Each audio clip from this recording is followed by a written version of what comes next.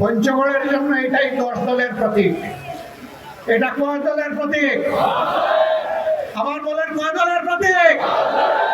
সবাই এক হয়ে লড়বেন তার জন্য। পঞ্চগড় 2 আসনে আমরা তার হাতে ন্যায় এবং ইনসাফের প্রতীক, সমতার প্রতীক, সাম্যের প্রতীক আমরা তার হাতে তুলে দিচ্ছি। আজকে এই দাঁড়িপাল্লা 10 দলের প্রতীক। কয় দলের?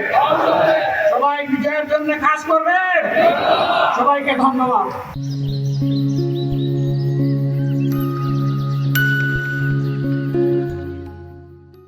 টেকনাফের উন্নয়ন জোয়ার আর আসতে পারে না তেতুলিয়া পর্যন্ত। আমরা এটা উল্টায় দেবো, বলবো তেতুলিয়া থেকে টেকনাফ। এতদিন টেকনাফ থেকে তেতুলিয়া হয়েছে, এখন ব্যালেন্স হওয়া দরকার। এখন হবে তেতুলিয়া থেকে টেকনাফ।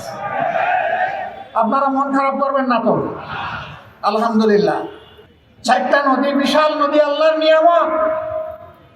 আল্লাহ তাআলা এই উত্তরবঙ্গকে দান করেছিলেন। তিস্তা, ধরলা, ব্রহ্মপুত্র এবং করতোয়া।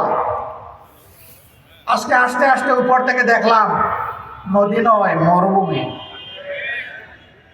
মরে কঙ্কাল হয়ে আছে নদীগুলো। শরীরের ভিতরে যেমন রক্তের নালী, রক্তকে এক জায়গা থেকে আরেক জায়গায় পৌঁছায় দেয়, আর তাই আমরা বাঁচি।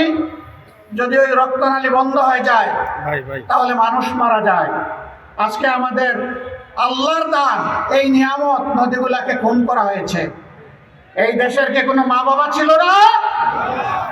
তাহলে আমার নদী মরে গেল কেন?